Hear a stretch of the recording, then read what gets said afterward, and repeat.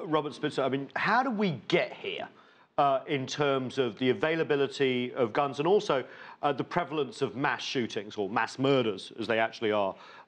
Because we have seen the number go up, and of course, access to guns is pretty easy as well. How did we get here in the US? Well, there are a number of parts to that story in terms of how we got to where we are today.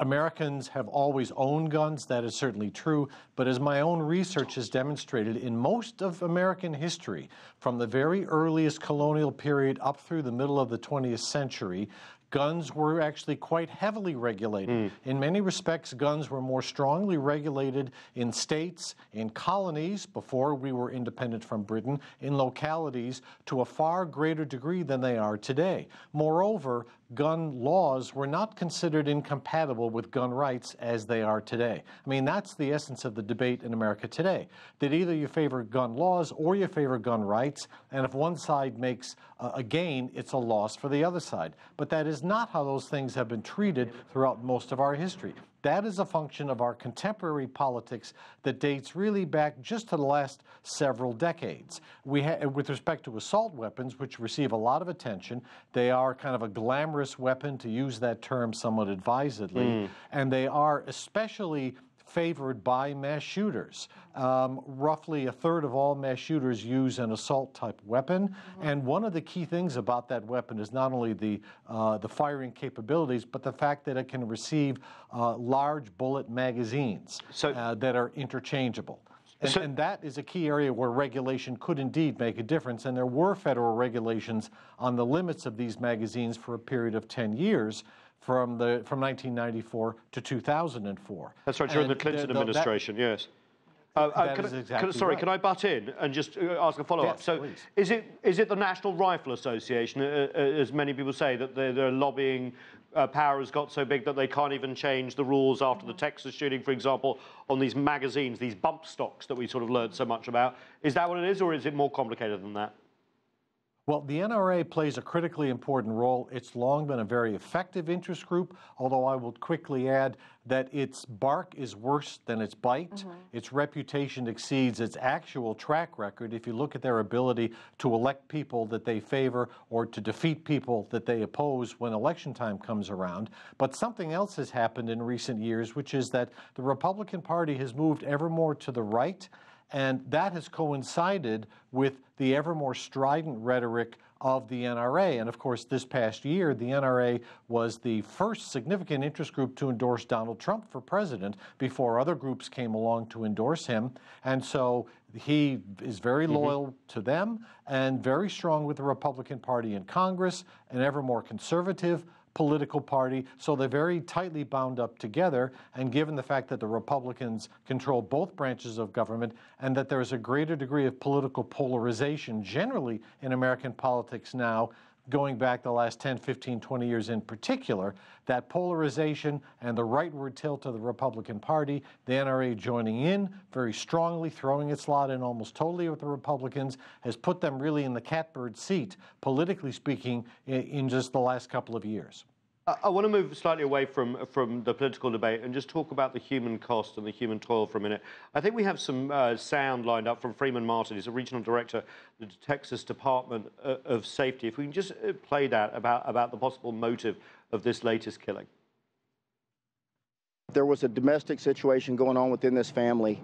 The suspect's mother-in-law attended this church. We know that he had made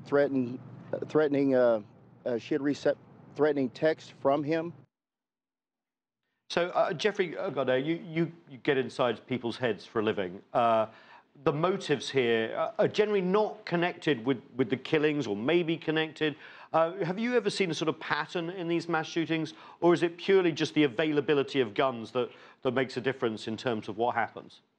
Well, again, I think it's a much more complicated situation that we're seeing here. Here's a person who, and I have not examined, never examined this person, of course, but would this person be denied a gun because he did not receive a psychological diagnosis or was never hospitalized? Because as one of your panelists used the term, and I loved it, a person of ill will. A person of ill will doesn't necessarily have a serious enough psychological disorder that would keep them from not being able to get guns or to be disqualified. Is this a person perhaps who had some sort of a personality disorder, rage, but was not psychotic? Therefore, the availability of the guns would allow someone to take that rage from within and now turn it not only towards the people in the family who allegedly he may have terrorized,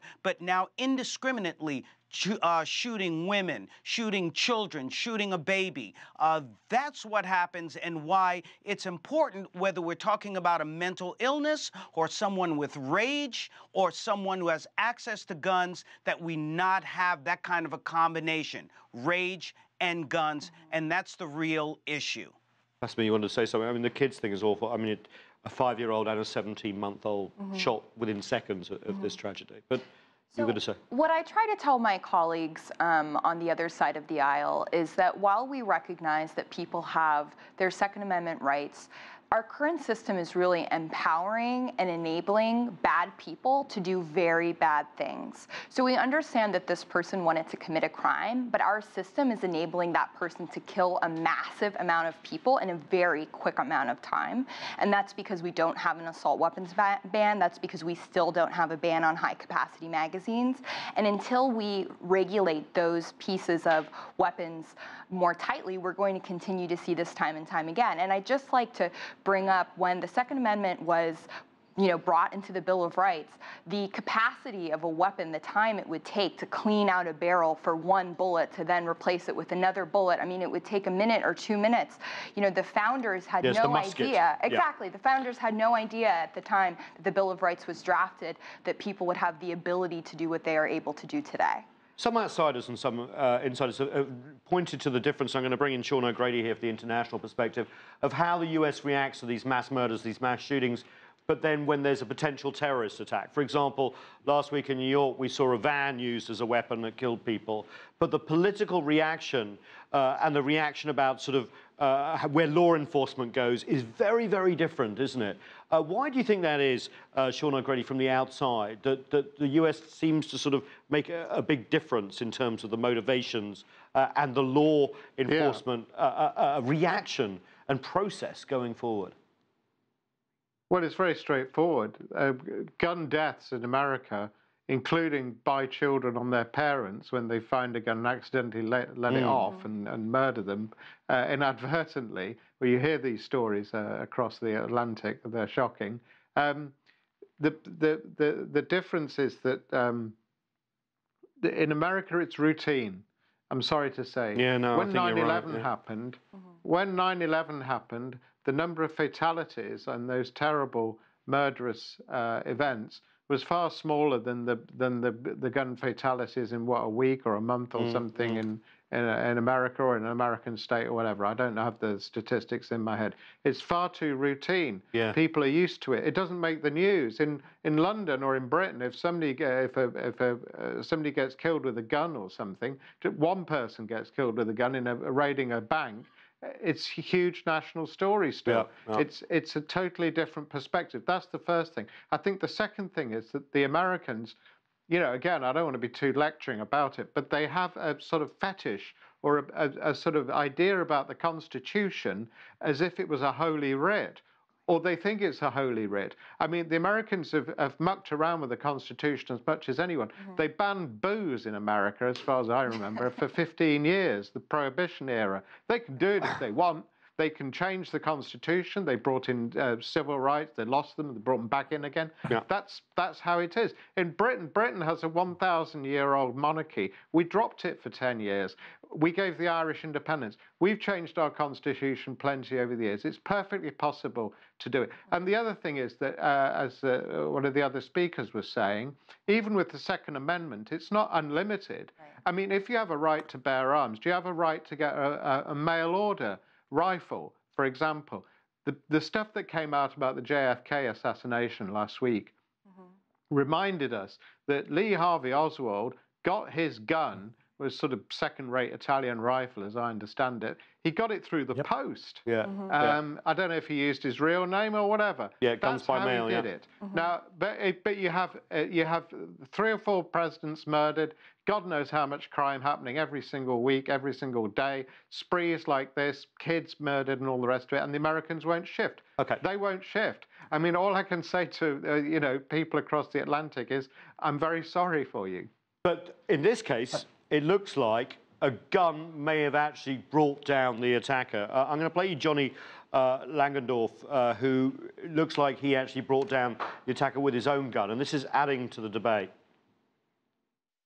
I did what I thought I needed to do, which was, they said that there was a shooting.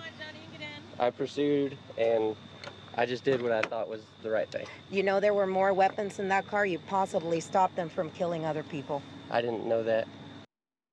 Now, Robert Spitzer, as you know, this has been part of the debate in the last few months and few years, that if people in Paris had guns, they could have stopped the terrorists. If people in London had more guns, they could have stopped the bridge attackers. And this case may be used to bolster that. Is that an argument that's borne out by the facts when you research the last 5 books, you wrote? Well, by and large, not. It certainly was beneficial that this man was on scene right when this was unfolding. It turns out he lived right in the neighborhood, heard the noise. It was very loud. He gets his gun. He's able to pursue the man and eventually stop him from what he was doing, and perhaps shot and wounded him. This isn't entirely clear yet. And that was certainly a good thing. But we also know, studying these events in general, that what is more likely to occur is that when you introduced a well-meaning civilian who is, after all, an amateur to an ongoing crime scene, the police, first and foremost, don't know who the good guys and the bad guys are. There are many instances where police have actually told civilians who offer their assistance, tell the civilians to go away because you're only going to make things worse. So as public policy, right, as a matter of law, as a matter of generalized practice, the idea that civilians, well-meaning civilians to be sure, having guns, and this notion that they can actually suppress crime in any meaningful way is one that really is not borne out by actual studies, by actual statistics. By and large, you're better off leaving that to the professionals. That indeed is their job. And again, in this particular instance, he was on scene just as it was happening. No police had yet arrived. It was a good outcome. It's good that the man intervened as he did, to be sure. But those circumstances are pretty rare. Okay, Bassima, I want to give you the last word. You know, Sandy Hook is now not even in the top 10 when it comes to massacres, and that was the last time really the nation paused, you know, the US, and thought, what can we do? After the Texas, after this, what or will the US learn anything and move forward, or is it going to be business as usual? Well, unfortunately, to be perfectly honest, it is definitely going to be business as usual. When Sandy Hook happened, we had a Democratic president in the White House who felt very strongly and passionately about passing gun violence prevention reform, and we had a democratically held Senate, many of whom were in support of it, and yet we still fell shy because of, you know, the very strong influence of the National Rifle Association. And so I would not imagine that anything would happen under Republican-controlled House and Senate and White House. Okay, well, we're going to have to leave it, but remember, we have to think about the victims. So that's it for this edition of The Heat. We're going to leave you with some of the images from the scene so we don't really forget. These are the images from Texas. I'm Nathan King in Washington, D.C. Thanks so much for being with us.